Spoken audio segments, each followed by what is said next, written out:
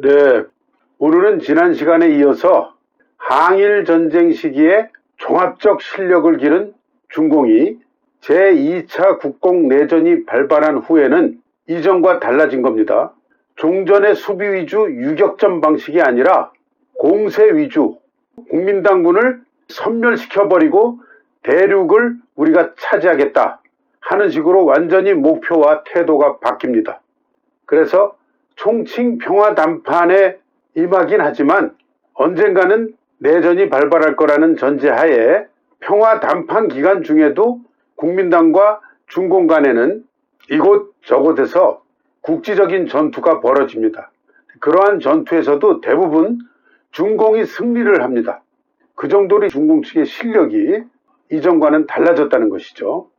3대 전투는 1948년 9월부터 1949년 1월 약 5개월간에 진행됐고, 이 3대 전투를 승리하면서 중공은 확신을 가진 겁니다. 이거 국민당군 얘네들 종이 호랑이에 불과하다. 이제 우리가 정면으로 맞짱 떠서 하는 결정을 합니다. 그게 3대 전투죠. 랴오닝 셔냥 전투, 만주지구에서 승세를 잡았고요.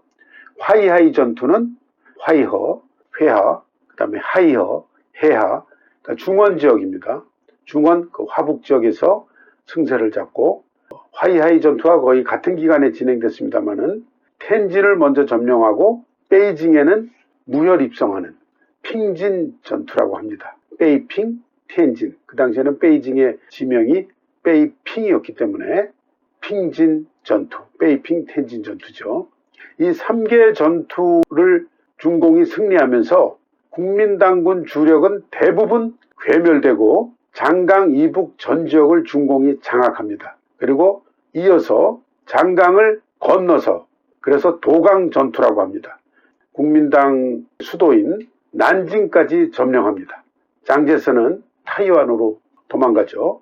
그래서 중공이 결국은 중국 대륙을 장악하게 됩니다. 그래서 이 3대 전투에 대해서 좀 더 구체적으로 살펴보면은 랴오닝 셔냥 전투부터 시작이 됩니다. 랴오닝 성의 수도가 셔냥이죠. 결국은 만주에서 시작되는데, 이 3대 전투를 결정짓는 것은 1948년 9월 당시 중공중앙 총지휘부가 있었던 허베이성 시바이퍼에서 중공중앙 정치국 확대회의가 개최됐고, 거기서 국민당군에 대한 전략적 결전을 시작하자고 결의를 합니다. 그리고 우선 형세가 유리한 동북지구에서 먼저 시작하자 결정합니다. 형세가 유리하다고 판단했던 근거는 당시 만주지구는 군사력 면에서 인민해방군이 국민당 군대를 이미 초과하고 있었던 유일한 지구였었습니다. 그리고 중국 내 최고의 중공업 발달 지역이고 식량 생산 기지이고, 그렇기 때문에 국민당군과 전면적인 전쟁을 하기 위한 고급 기지를 확보한다는 측면에서 중요한 그 전략적 의미가 있었고요. 또 하나는 조선반도 북부에 이미 김일성 정권이 수립돼서 후방에서 적극적인 지원을 받을 수 있다는 그런 점도 고려를 한 것이죠.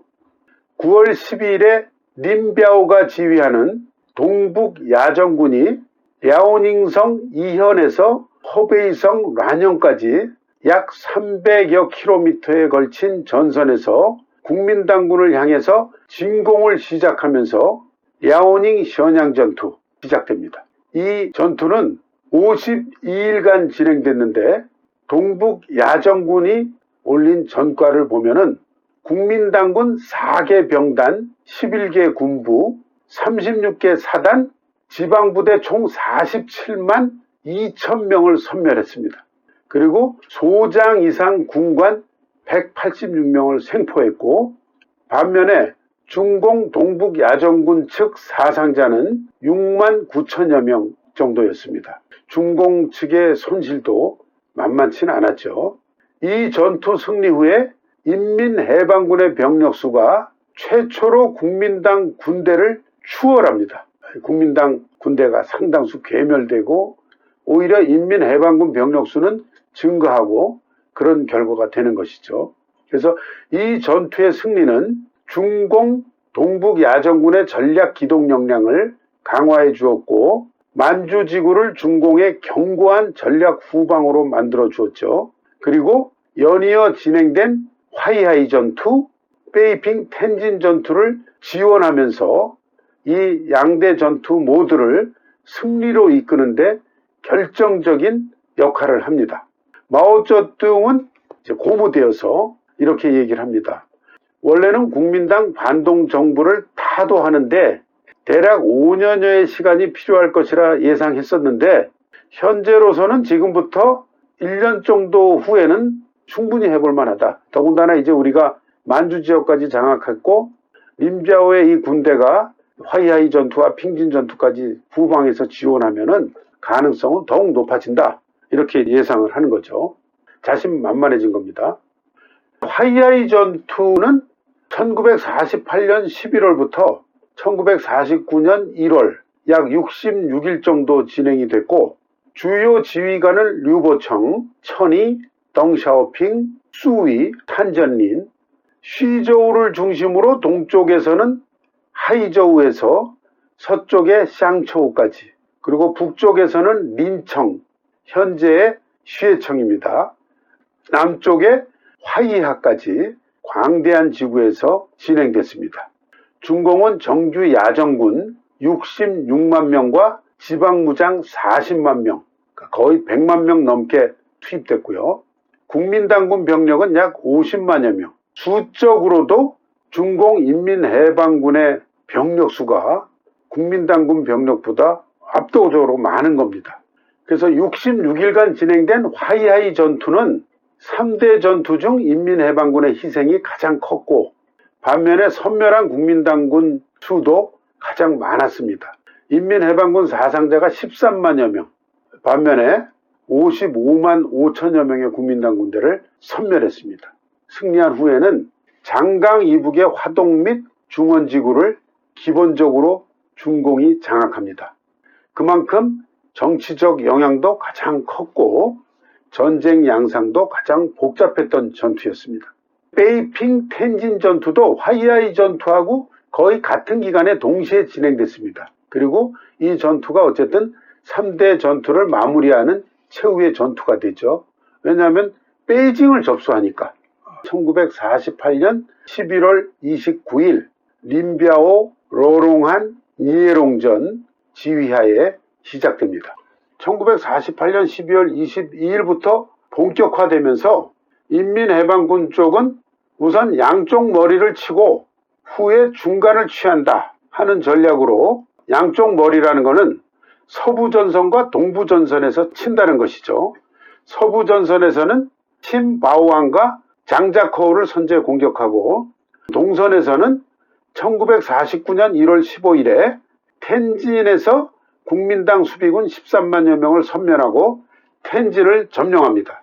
텐진을 점령하고 나니까 베이핑에 주둔하고 있던 국민당 사령관 푸쭈어이 지휘하에 베이핑 주둔 국민당군 부대에 25만 명 정도 됩니다. 이들은 완전 절망 상태에 빠집니다.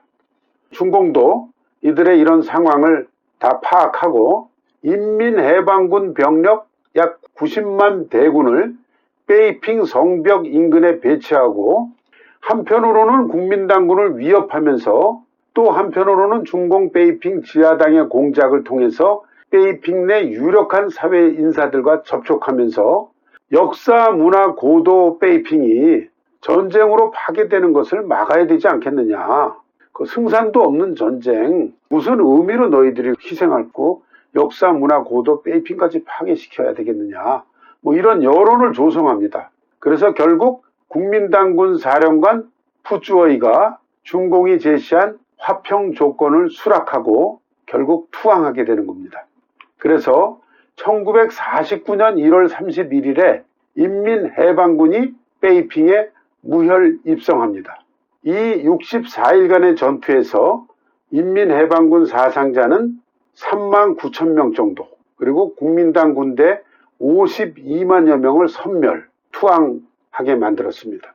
이로써 화북지구 대부분을 중공이 점령하고 접관, 접수 관리란 뜻이죠. 지휘관.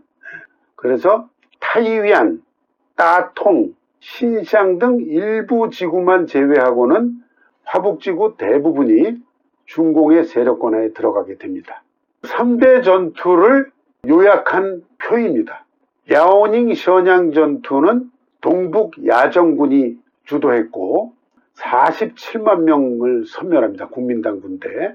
그리고 만주 전역을 장악했고, 화이하이 전투는 화동 야정군과 중원 야정군이 주도했고 국민당군 55만 5천 명을 섬멸하고 화동과 중원 지구를 기본적으로 장악합니다. 그리고 마지막으로 핑진 전투, 베이핑 텐진 전투는 림벼오와 러롱안 이해롱전이 지휘했고 동북 야정군, 화북 야정군이 주도하면서 국민당 군대 52만을 섬멸했습니다. 기본적으로 화북지구 전역을 장악합니다. 전세가 이렇게 되니까 장제스는 거의 절망 상태에 빠지죠. 1949년 1월에 장제스가 성명을 발표합니다. 그리고 미국에게는 원조 증액을 요청하고 소련에게는 화평회담 중재를 요청하는데 별 성과가 없습니다. 그런데 소련 스탈린은 중공이건 국민당이건 통일된 중국의 세력이 커지는 것을 원치 않는 거죠. 그래서 중공이 장강을 넘어가서 공격하는 것을 제지하는 그런 의견을 전달합니다. 그렇지만 중공 내부의 지휘자들도 옛날에 소련 유학파 코민텔은 지시받고 그러던 상황은 완전히 다르죠. 마오쩌둥은 스탈린의 의견 전달을 받고 진노를 합니다. 스탈린이 중국을 두 개의 국가로 분열시키려는 의도 아니냐 분노하면서 즉시 장강 도하 작전을 개시하죠. 그 이전에 장제스는 국민당 총통직에서 물러났고 광씨 군벌이었던 리종런이 후임 총통에 취임해서 중공 측과 화평 회담을 시도합니다. 장강 이남지구의 통치권만이라도 유지해보기 위해서 시간을 벌기 위한 그런 의도였죠. 마오쩌둥은 국민당 그리고 리종런의 이런 의도를 간파하고 도저히 수용할 수 없는 강경한 요구 조건을 제시합니다. 최후 통첩으로 제시한 그 요구 조건 내용을 보면은 정말 강경합니다. 장제스를 포함한 모든 전쟁 범죄자 처벌, 그리고 1947년 국민당 헌법 및 모든 국민당 법제 폐지, 모든 반동군대 재편성, 모든 관료자본 몰수, 토지 소유제도 개혁, 모든 매국적 조약 폐기, 그리고 민주적 연합정부 구성을 위한 정치협상회의 소집, 이런 요구들을 최후 통첩으로 전달합니다. 항복하라는 얘기인데 국민당 입장에서 볼 때는 그렇게는 할 수 없으니까 리종런이 거부를 했고 리종런으로부터 최후 통첩에 대한 거부 회신을 받은 후에 마오쩌둥은 인민해방군에게 전국으로 진군 명령을 내립니다. 그 전국으로 진군 명령은 중국 인민혁명군사위원회 주석 마오쩌둥, 그리고 중국인민해방군 총사령 주도의 명의로 인민해방군에게 하달한 명령입니다. 그래서 장강 연안 각 전략지역에서 대기 중이던 인민해방군이 장강 도하 작전을 시작합니다. 여기서 우리가 주목할 것은 스탈린이 이 장강 도하 작전을 만류했던 것은 국민당이 됐건 중공이 됐건 통일된 세력이 중국 내에서 커지는 걸 원치 않았던 그런 점도 있었지만은 미국이 과연 장강 도하 작전을 해서 국민당 군대를 공격하는 걸 간섭하지 않고 가만히 보고만 있을 것이냐, 그런 생각도 있었는데 미국이 간섭을 안 하는 거예요. 난징을 점령하고 국민당군을 몰아내는데도. 이때로부터 1년 후에 한국전쟁이 발발하지 않습니까? 김일성이 스탈린에게 남침을 하겠다, 지원을 요청하면서 재가를 받으려고 그럴 때 처음에는 동의를 안 하다가 스탈린이 남침을 해도 미군이 간섭을 안 할 수도 있겠구나, 이런 판단을 하는데 영향을 줬다고 합니다. 그래서 전국으로의 진군 명령 두 번째 항목을 읽어보면 용감하게 전진하여 잘못을 뉘우치지 않는 전범 일체를 체포하라. 그들이 어디까지 도망가건 간에 기필코 체포하여 재판에 회부하고 법에 의거해 징벌하라. 특히 주의하여 비적두목 장제스를 체포하라. 장제스를 비적두목이라고 부릅니다. 원래 장제스가 중공을 공비라고 부르고 비적토비라고 불렀는데 이제 장제스를 중공 측이 비적두목이라고 부르면서 체포하라고 명령을 내릴 정도로 상황이 완전히 역전된 겁니다.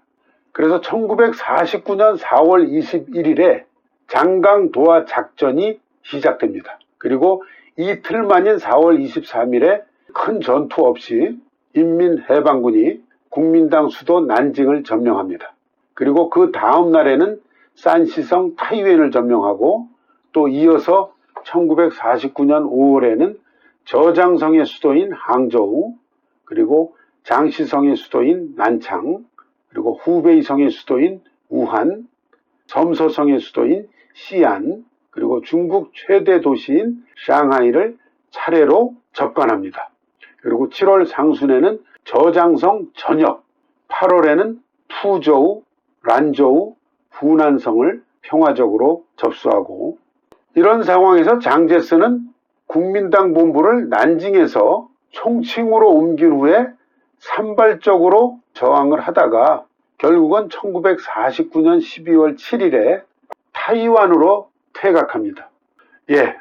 다음 14회 방송에서는 중공이 승세를 굳히면서 점령 및 접수하는 도시 수가 늘어나고 전 중국을 통치해야 하는 입장이 되면서 중공의 도시에 대한 시각과 전략이 근본적으로 바뀌는 배경과 진행 과정에 대해서 이야기하고자 합니다.